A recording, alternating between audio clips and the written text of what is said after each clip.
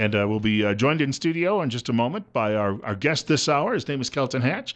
Most of you are familiar with him. He is with Idaho Fish and Game, and he joins us on a monthly basis. And we end up talking about, well, in this part of the world, people are fascinated by just some of the stories he tells, as well as when we talk a little bit about hunting and fishing, too, because you probably have, percentage-wise, more sportsmen here than just about anywhere across the country. First of all, Kelton is testing out a new microphone today. Let me see how that sounds. How are you doing today? That sounds great. Well, good. Yes. Maybe we found the right one for me. Yeah. Now, I know you're going to be outside today because you're wearing short sleeves, which is probably a good idea if you're going to be outdoors doing anything. You bet. Yeah, it's just, it's warmed up a bit on us. Yes. And so it's nice to get out there. No, we've been doing a lot of fishing, working with the kids, and lots of trailer events. We have that trout trailer that's going around, and so it's nice to be outside, but it's nice to have short sleeves on, too, to keep a little cooler. Yes, I would agree with that. I want to point out it is coming up on 8 minutes, almost 8 minutes after 9 o'clock, 73. In fact, we've had a quick warm-up this morning on our way into the upper 90s. Bill Colley with you as well on Top Story on News Radio 1310 KLIX and newsradio1310.com. And, of course, if you'd like to reach Kelton while he's in the studio today, he's usually quite a popular guy, 736-0300. That is 736. Some days, in fact, 736-0300. Some days we get so inundated with telephone calls we don't get through your entire list. You know, and I like that because that way we're at least talking about things people want to hear about. Right. So the free fishing days. I mean, I still have the list you gave me, of course, that I've been going through on a week-by-week basis. These things are doing probably better than you all expected. Well, yeah, it's been amazing. We actually had last weekend, we had the big free fishing day that just allows people to go fishing anywhere in the state of Idaho, whether you're resident, non-resident, without a fishing license. Had a huge event. We had about 850 people down at Hagerman. Really good turnout. Over at Rockies Pond, we had about 50 people over the course of the day, and up at Hayspur, we had about 80 or 90. I wanted to tell people about we've got another free fishing event coming up this next week and this Saturday, but I wanted to kind of talk about the one that's on June 27th. This is at Castle Rock State Park, and we're having a grand opening of a new fishing pond over there. And that's near over on the back road. It's over by Albion. It's going to be really cool. We'll have the trailer over there. They're going to have the grand opening of the park open from 11 to 4, and we'll have the fish trailer over there, and so people can come over and go fishing with us over there. But I was going to say, yesterday was at Dog Creek, and we had almost 60 people there. Great day. This Saturday, we're going to be down at Osterwands, so load your kids up, come over, and learn how to fish. We're just trying to reintroduce people to fishing. Now, when you were here in May, we were talking about fishing, and it turned out we were off to a pretty good season. And the weather really had contributed a lot to that. It has, and it's been really good. Salmon Falls Creek Reservoir right now is just fishing really strong. A lot of our streams up in the Sun Valley area or up in the mountains, we're getting rid of most of that runoff, and the water is really mellowed, or we don't have the high flows that we had earlier, and so the stream fishing's really picked up. And you know, there's nothing better to beat the heat than head to the mountain somewhere or head to the lake and do a little fishing to get away from this heat. It's supposed to be in the upper 90s today, and It's like, yeah, it's time to get up there around 7,000 feet or hit the water. See, I imagine that when you were a kid growing up on the ranch, you had a lot of those triple-digit days when you were outside working. It felt triple-digit, but our ranch was at about 6,500 feet, and so we never really got it much above 80, and so it felt like it was 110 degrees, but just because of the fun work we were doing. But there was always a creek nearby you could cool off in. So there's one thing too when you're out fishing. And the wind will blow a little bit, even if it's a hot day. The wind coming across the water always cools you down. Oh, it does. You just works like a swamp cooler, You just get that little bit of evaporation going, and it cools things down. It's kind of interesting. We live south of town, and you drive through Twin, coming from Jerome where I work, and it always hits about, if it's like 95 degrees, by the time you get south of town, it's only 87 or 86 because you've got all those sprinklers going out in those farm fields, and it really does drop the overall temperature. It can get muggy out there, so it does boost the humidity once in a while. But no, get out, enjoy it. We're stocking full steam right now. Rock Creek is a nice close place to go, either in the park here or up in the canyon. You can get over. There's lots of places in the South Hills to go try, and there's just this is a great area just to get out and explore. You see a stream and try some fishing. I was going to say the kids coming out. Word's getting out to them. I mean, they're finding out about it, and they're showing up in large numbers. They are, and it's a lot of fun to get those kids out. It's interesting. One of the things that we get at the trout trailer is because if you come and fish at one of our fishing events, you don't have to have a fishing license for that day. We try to get people to eventually buy them, but we're just trying to reintroduce kids to fishing. And the interesting thing to me is our biggest events are usually on Wednesday, and it's mothers and their children. And the moms are looking for something to do, but a lot of them will say, well, you'll ask them, well, why did you decide to come out today? Well, my husband's been really busy, and he didn't grow up fishing, and I grew up fishing, and I just wanted my kids to have this opportunity. I just hope that we can get more of those dads to hook up with, the mom and the kids to come out. And, Father's Day weekend's right here. Get your kids out and take them fishing. It's just fun to get out and do that. And the nice thing about fishing is, an adult license is like $23. What can you buy for $23 that gives you 365 days of use? Your driver's license costs more than that. Yeah. And so, you can't fill up your truck with gas for that cheap, but you get 365 days of use. Get out, do some fishing, a lot of fun. I was going to say, if you'd like to talk to Kelton Hatch during the course of this hour, you can give us a shout, 736-0300, 736-0300. And by the way, I have never heard him stumped by a questioner yet. So, yeah, thanks. You're setting me up for failure right there. It's 73 coming up on 9:15. And, of course, you're listening to as well to Bill Colley, our top story on News Radio 1310 KLIX and newsradio1310.com online, which means you can hear us anywhere all over the world. You do have a lot of events coming up, and you mentioned another event following next week, too, as well, right? This weekend we've got that the trout trailer, and I didn't bring my list. I know you've got that list over there with all the other events, that card that I had given you. Right. And so those are our big events that are coming up right now. We're just in the heat of things, but this Saturday we're at Oster 1 down in Hagerman. Then the next weekend we're over at Castle Rock State Park. Come over and join us at either one of those, and I'll let you read a couple of those other dates. Yeah, Durkee's Lake coming up middle of next week on the 24th. And that's usually a really big one. Fun. You can go down there and go fishing, and then you can take your kids swimming when it gets warm. Yeah, a great idea. We have a caller with us. You're on the air with Kelton Hatch on News Radio 1310 KLIX and News Radio 1310. Well, I think our caller moved over to the other line here. I see the other line flashing. You're up next. You're on the air. Good morning. Yeah, good morning. Hey, I just wanted to tell everybody that the bass are running out at Minidoka Dam. Well, thank you very much. Yeah, and I also want to know where I can buy a fishing license for $23 because I've been paying $24.50 for a couple years now. Yeah, well, you're right and I'm wrong. Okay. See, I had you guys have a great morning, okay? Yeah, thank you. Like I say, I put the hex on him.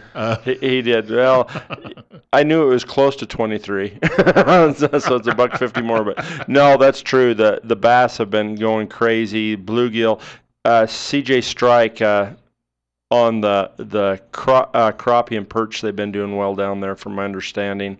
The crappie especially, and so. This is a good time of year. Sturgeon fishing at night. Have you ever been sturgeon fishing yet? No. It's a catch and release fish, but you can catch them up to 8 foot long. You got to have strong arms. You bet. And a lot of folks, in the evening, that's what they like to do: hit the Snake River, spend the night on the beach, and fish for sturgeon. We have a caller with us. You're up next at 9:16, and you're on the air with Kelton Hatch. Say, Kelton, are there bull trout in the South Hills and Rock Creek up there? Not that I know of. I've never. There's a lot of sculpin that may look. Bull trout. Sorry, I'm thinking of bullhead. Yes. There is a few bull trout. Yes, you can catch bull trout up there. You have to catch and release those. Okay. We have a deal going on with, we work with Nevada, but most of these streams that run near the Nevada border and stuff like that, we do have bull trout in them. Okay, well, I did run into one then. Caught it. Looked just exactly like the picture in your book, and I turned it loose. Well, good. Well, appreciate that, but they're fun to catch, and there's a lot of other. We do stock some rainbow up in there, and then there's some. Every once in a while, you get into some of those streams that'll have some cutthroat too. You know, you mentioned bullheads. When I was little, my grandparents had a summer place in the Adirondack Mountains on a little lake called Black Lake, and my grandfather had a leaky fishing boat, or so he said. And he'd give me a quarter in the morning and tell me to go down and bail the boat out. And one day I went down there, and he had dumped all of these bullhead in the boat, and they were swimming around in the water in the boat. And of course, I must have been 5 years old, and I see these things with these long whiskers. And I went back and gave him his quarter and said, no deal today. That's funny. He's trying to tease you a little bit. Yeah, he was. But they were delicious, I discovered, a little later in the day. Yes, they are. They're very good. We want to point out Kelton is going to be here for much of the hour, and if you have a telephone or you have a question for him today, you can telephone us on the other side of the break. We've got a minute before we do that. You've got events coming up, of course, not on July 4th because that's the holiday, but July 3rd, Village Pond in Elkhorn. So that's a Friday this year, 8 a.m. till noon. A lot of these events, you can get the kids out. You can tire them out. By the time they get back home in the afternoon, they're ready for a nap. Well, you know, that was my favorite thing. Whenever my wife had anything going on and it was I was watching the kids, the first thing I'd do is get them up at about 6 in the morning, feed them, make them an egg sandwich or something, and head to a lake. They can fish for an hour or half an hour or 10 minutes, but then there's always rocks to throw, there's mud to play in, and there's frogs to catch. And you could spend the entire day out there with little muss and fuss, hose them off when you get home, and they'd fall sound asleep. You know, it was awesome. That was my babysitting method, is to burn them out as much as I could so that they could sleep. It works like a charm. Hey, we've got a break coming up in just a moment. Kelton Hatch with us in studio. He's also taking your telephone calls. You can save those. The number is 736-0300.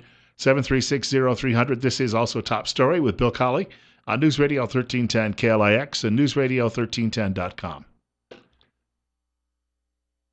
Kelton Hatch is our studio guest, and he is here from Idaho Fish and Game. He's also taking some of your telephone calls. If you're inclined to give us a call, you can call us at 736-0300. That's 736-0300. And, of course, Bill Colley with you on Top Story on News Radio 1310 KLIX and newsradio1310.com.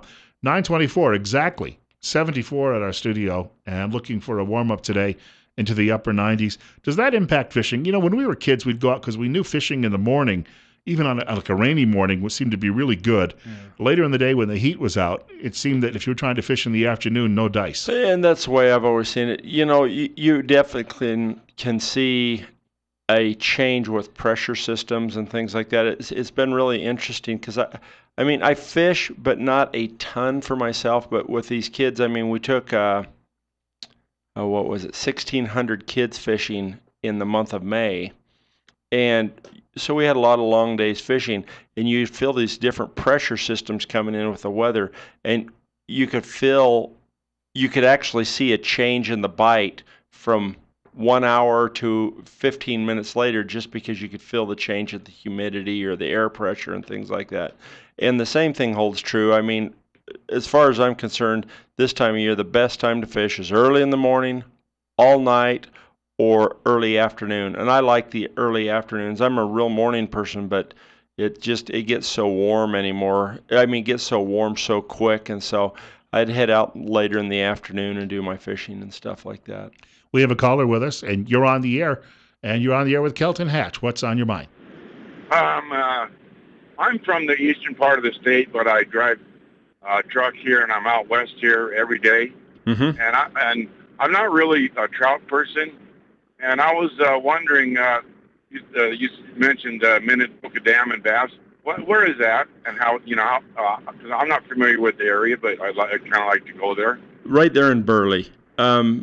You can there's a couple places you can hit Lake Walcott, which is over by Pella, near Pella, outside of Burley, and then Milner Dam right there in the middle of Burley. You just get on the lake right there at the bridge, or there's a launch right there, or on the other side on Highway 30, and then you can go towards the Milner Dam down through there.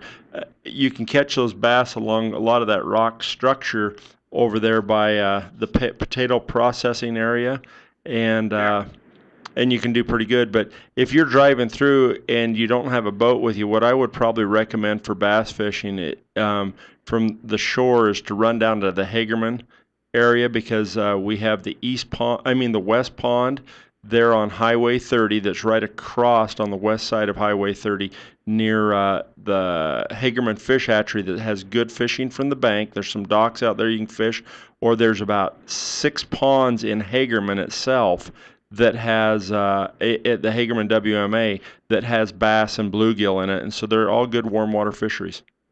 Yeah, well, last Tuesday I was on vacation, so I brought my son-in-law and we went to Milner.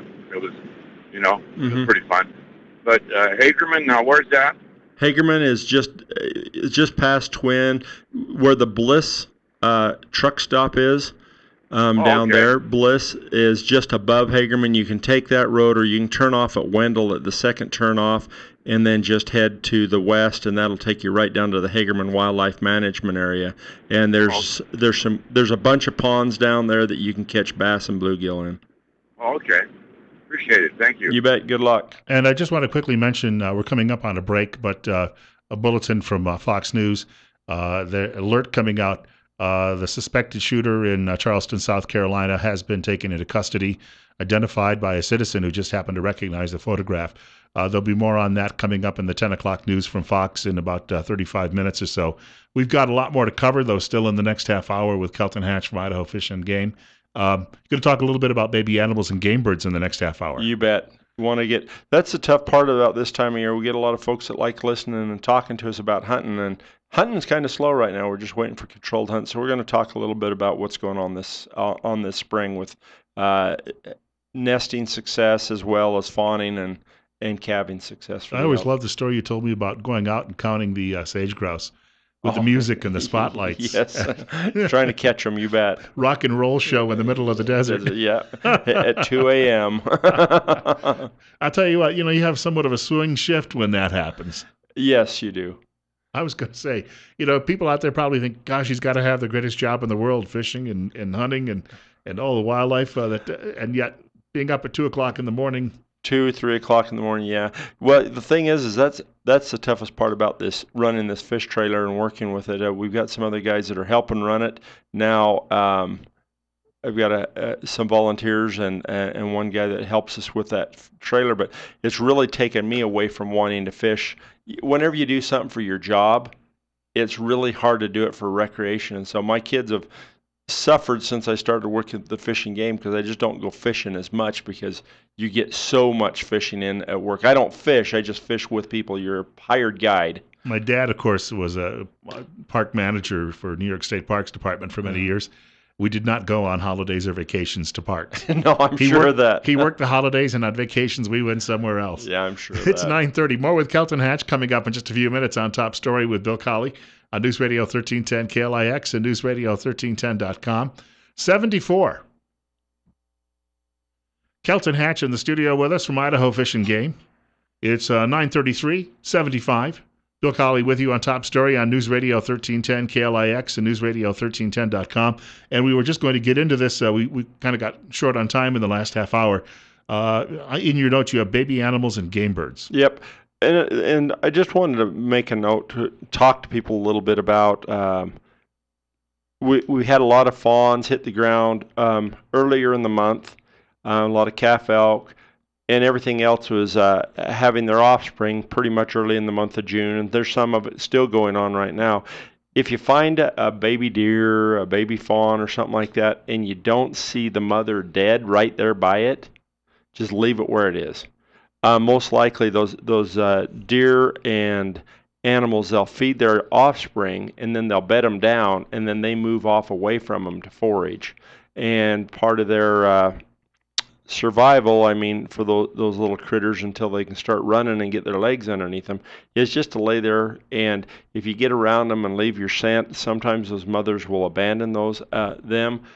We've had 3 or 4 calls in the last week that people that have found them, they're concerned about them, they want to load them up in their car and bring them into us, and it's like out of all of them that we've been able to get people just to leave them there, none of them have been abandoned. And so just leave them alone, and Mother Nature will take care of them, and their mothers will too. You know, they'll get a hold of them and take care of them.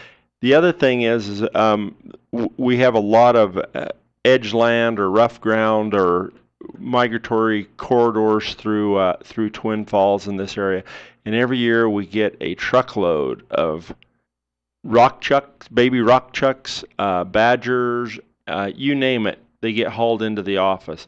Those hold true to the same. A lot of times people will find a kestrel or some type of hawk or something on the ground.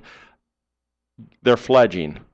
The mother comes to the ground and still feeds them, still kind of takes care of them. Yes, some of them are going to get killed, but we don't have room for the hundreds of calls that we get on these. And so, you know, we are concerned if you get an animal that's got if you get a hawk or something that's got a broken wing, give us a holler. We do have veterinarians in the area that will look at it, see if we can fix it, and then we've got a couple of rehabbers that can take care of it. But for the young ones and stuff like that, if they're just bouncing around trying to get their wings underneath them, just kind of leave them there.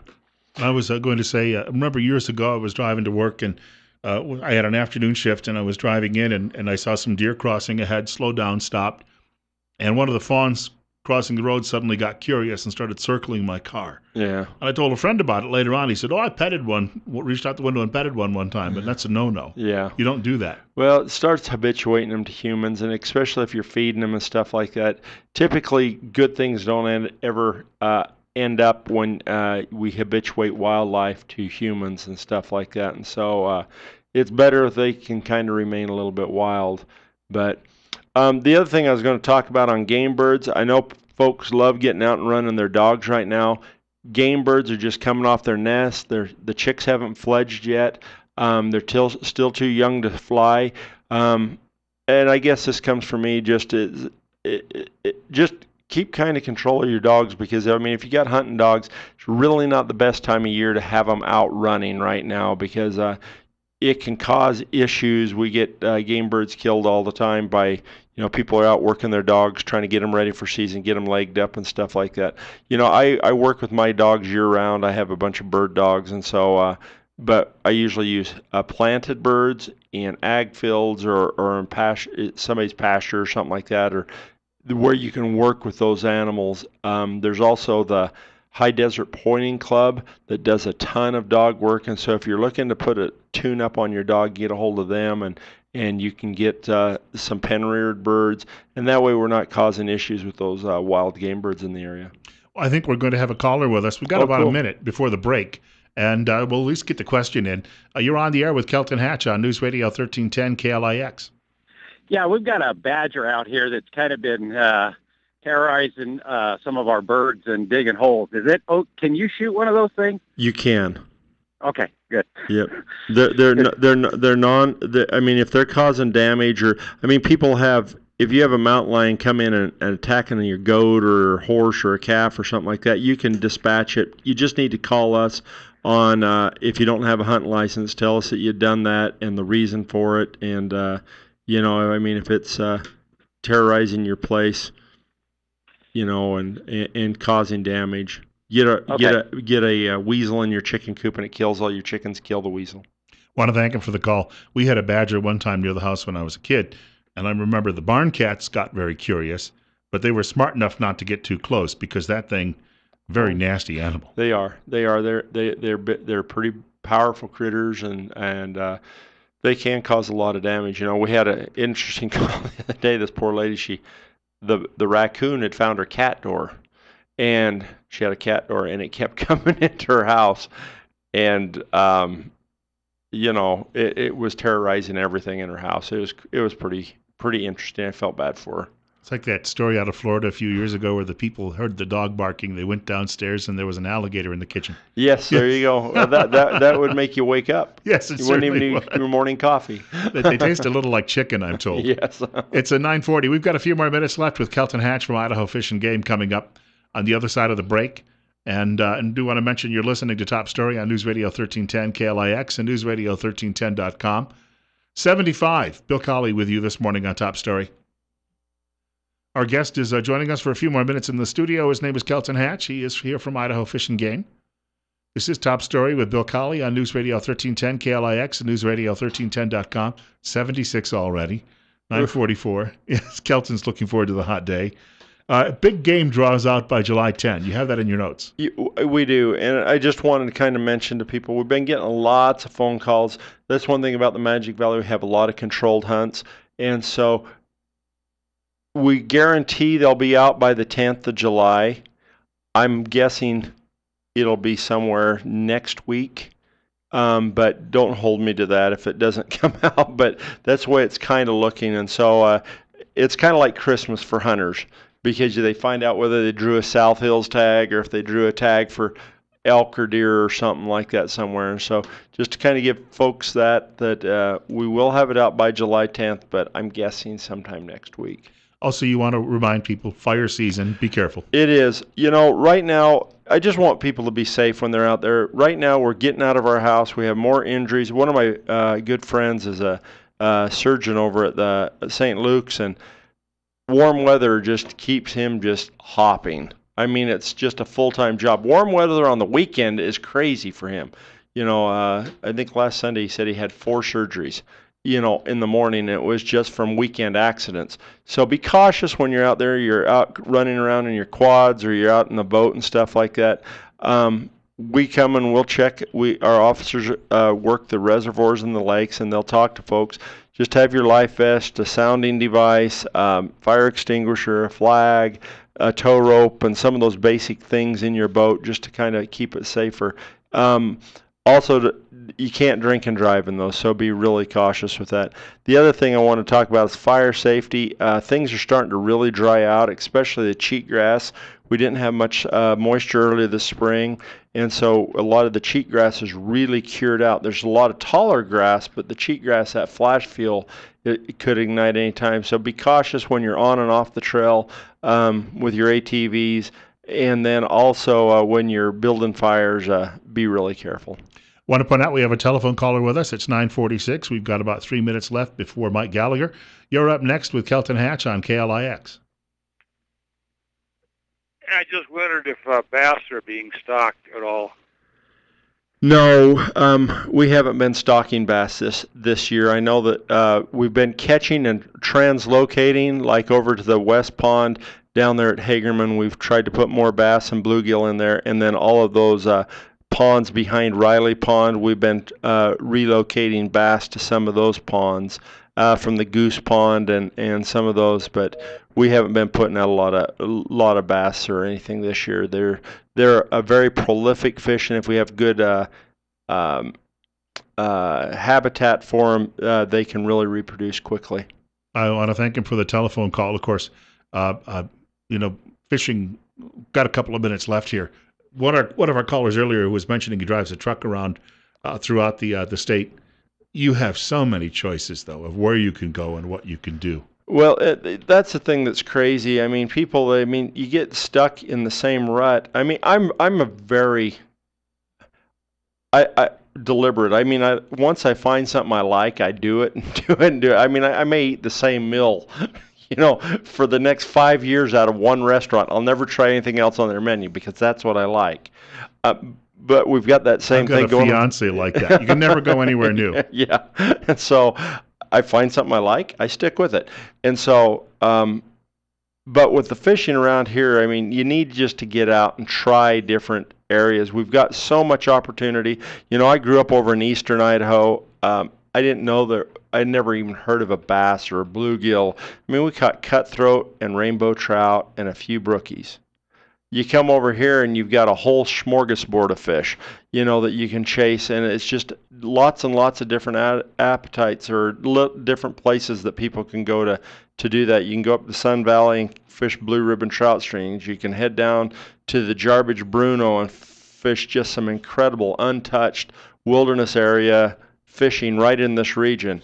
You can run down to Hagerman or Burley or down in that Rupert area, and you can catch bass and bluegill and catfish and, Dog Creek, we've got catfish out in that area and stuff like that. So just get out and try some of the different ponds. We have a couple books over at the department that show some of the fishing waters. Get on, do a Google search. We have a program called Fish Planner on our website at fishandgame.idaho.gov. You can go on there and type in any type of fish, and it'll highlight where those fish are. Some of those panfish too. I know a lot of people. I mean, I have friends who tell me that deep sea fishing is what you've got to do. But you know what? Panfish, the meat is so good it almost dissolves in your mouth. It is. It's really, it takes on any flavor you have. People that have an issue with, salmonids, any of your trout species and stuff like that, they don't like that fish flavor. Those panfish don't have a fish flavor. It's kind of like bass and walleye and perch and bluegill and all of those. Very good breaded, deep fried, or just pan fried. One of my favorite things to do is take that fish, especially those white meated fish like that, is we'll flay them out and make tacos. Just pan fry it, little onions and some peppers, and just make a fish taco. I want to thank Kelton Hatch for coming by. We'll see you in about a month. Hey, sounds good. We'll figure out what day, but coming up sometime soon. By the way, also Mike Gallagher coming up, brought to you exclusively by the financial advisors at Waddell & Reed in Twin Falls. The telephone number is 736-6563.